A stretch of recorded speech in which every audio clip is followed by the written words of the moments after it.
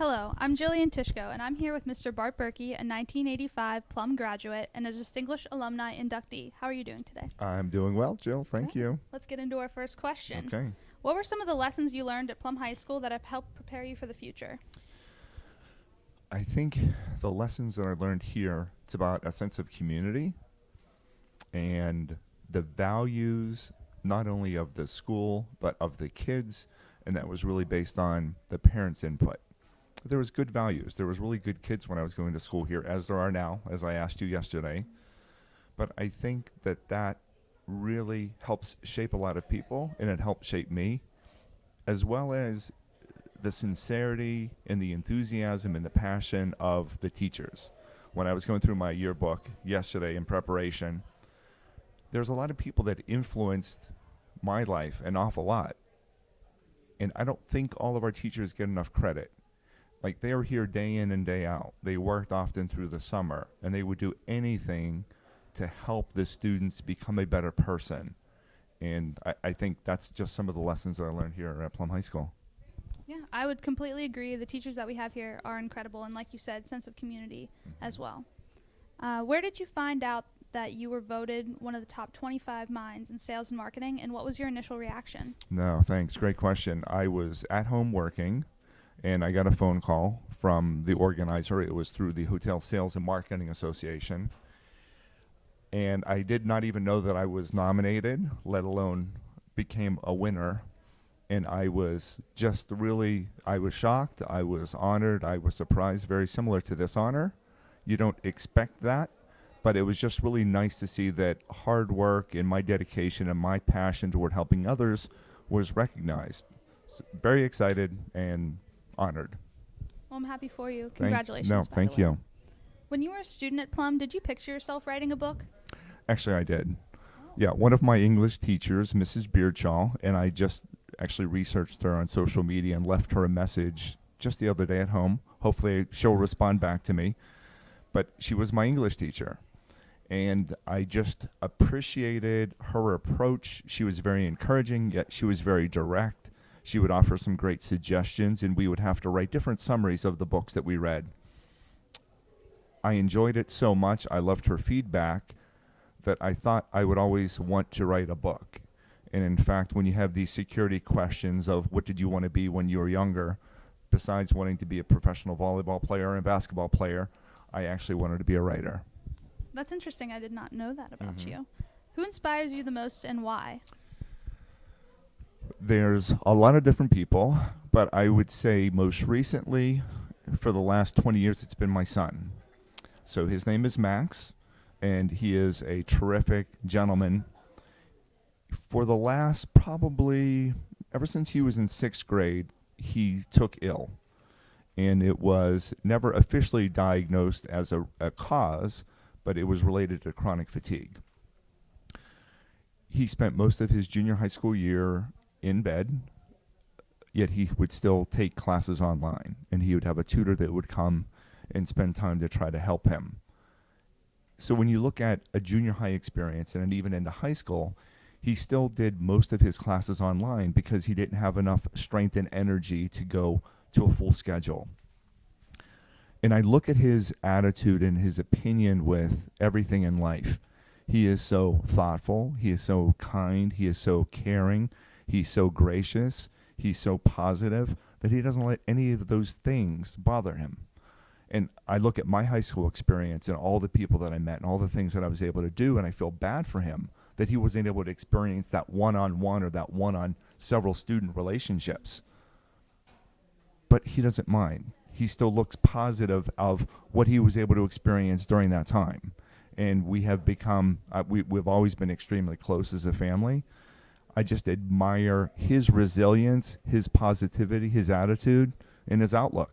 And I think it's a great example for many people. We think we're bothered by little things, or sometimes we think little things are maybe bigger things. He just rolls with the punches, and it's so positive. So he's a great inspiration to me. Sounds like a very inspiring individual. Yeah, and my daughter will probably be jealous that I didn't mention her. So Alexa, she also inspires me. Alexa, yeah, Alexa, you inspire yes. him. What was your most memorable experience while working as a recruiter for the Ritz-Carlton? Wow, good question. Kind of as it relates to my book, Most People Don't and Why You Should, I was recruiting for, gosh, I'll tell you a quick little story. So I was recruiting at a college, and I won't name what college it was, and we were at a reception, very similar to the reception that we were at last night. And individuals were networking, and there was alumni there as well as students. And you could tell the alumni just because we were all wearing name badges and we looked much older than the students. And I remember going up to a group of students, there were 4 people, and I just wanted to introduce myself. And I asked them how come they weren't spending time with everyone else? Why were they not mingling? They responded in a very strange manner. They said that they hadn't seen each other for a while. They said they were there for the free food. They said that they really weren't interested in meeting other people. And I thought that was really strange, because why would you go to a networking event, meeting with recruiters, and have that attitude? So I gave them a challenge. I said, look, if you want to accept this challenge, I'll give you 1 hour. Go around and collect as many business cards from alumni as possible. Meet back in this corner of the ballroom in 1 hour. And whoever has the most, I'll make sure I get you a gift card to your favorite restaurant in this local area. So an hour passes by. I go to the corner of the ballroom. How many people do you think show up out of 4? 1. That would have been good. 0. Really? Yeah, no one showed up. The next day, I'm going through the interview process. First of all, disappointed by that evening. Next morning, I'm thinking, okay, I'll meet with some really great candidates. First person I sit down with gives me her resume, and it was a person that accepted the challenge and didn't come through. So I asked her, I said, what happened? I said, I remember you. You said that you were going to go collect business cards. You were going to make an impression. You were going to do something different.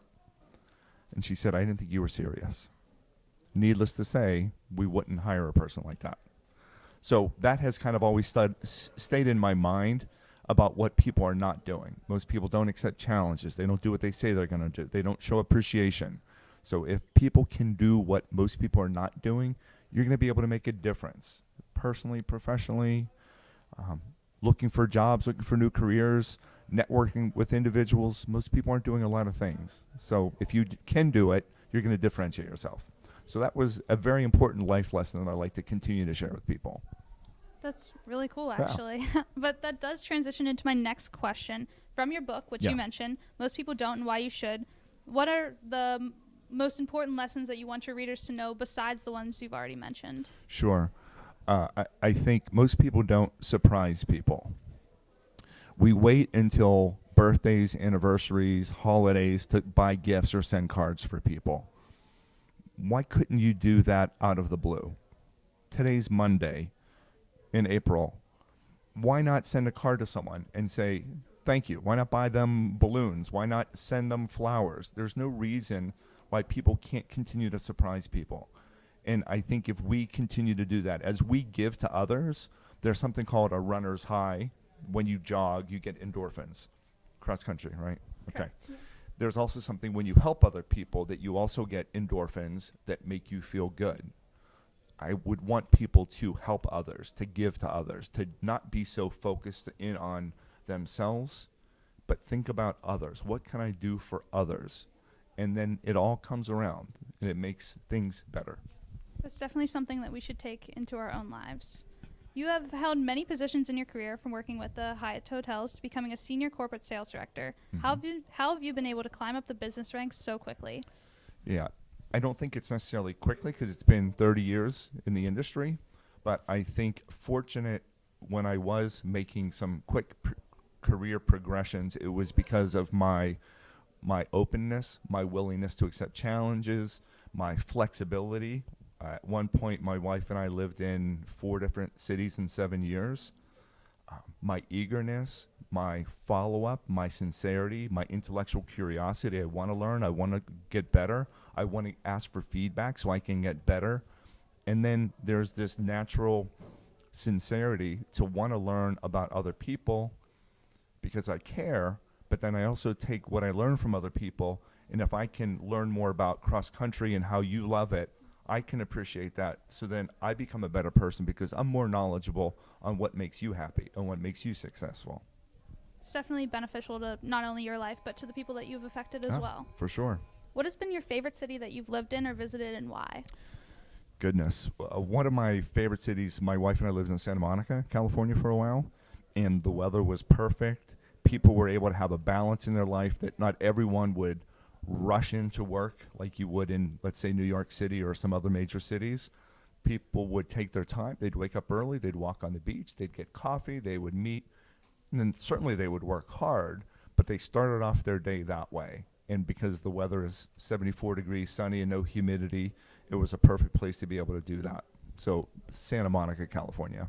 Definitely different from Pittsburgh, but Yes. a nice city. What is the biggest struggle that you have faced in your career?